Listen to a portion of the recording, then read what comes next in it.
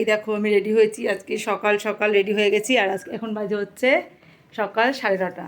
তো আমি এখন যাচ্ছি চাকলা ধামে, বাবা লোকনাথের আশ্রমে। কোনোদিন যাইনি, প্রথমবার যাচ্ছি। ওখানে গিয়ে একটু ভিডিও করবো, ইচ্ছা আছে যতটা পারবো তোমার সাথে সেই মুহূর্তগুলো শেয়ার করব। তো ঠিক আছে চলো। এরকম একটা শাড়ি পরেছি, অরেঞ্জ কালারের একটা হ্যান্ডলুম পরেছি। আর স্নান পুজো সমস্ত কমপ্লিট করে ঘরের যা যা কাজ ছিল টুকটাক সেগুলো সেরে আমি যাচ্ছি। তো চলো তোমরা আমার সাথে চাকলা ধাম ঘুরবে।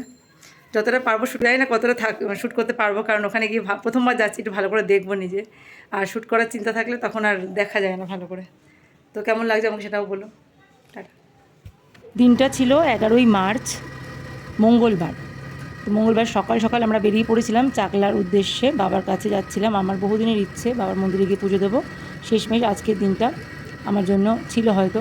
তো এখন আমরা বাস থেকে নেমে অটোতে উঠে পড়েছি। বাসে 1 ঘন্টা লাগলো, এবার অটোতে মনে হচ্ছে আধ ঘন্টার মতো লাগবে। আমি প্রথমবারই আসছি চাকলায়। আর একদম বাড়ি থেকে বেরিয়েই বাস স্ট্যান্ডে আসার সাথে সাথেই বাস পেয়ে গেছি। 9:45টার সময় বাসে উঠেছিলাম। আর এই তো অটোতে বসে আছে আমি, আমার বান্ধবী, বান্ধবীর মেয়ে আর বান্ধবীর মা।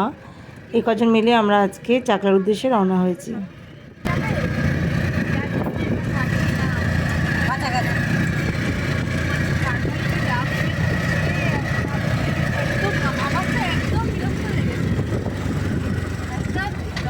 সম্পূর্ণ ব্লগটা দেখতে চাইলে আমার চ্যানেলে লং ভিডিও আমি শেয়ার করব এর মধ্যেই, সেই লং ব্লগটা দেখে নিও তোমরা বন্ধুরা।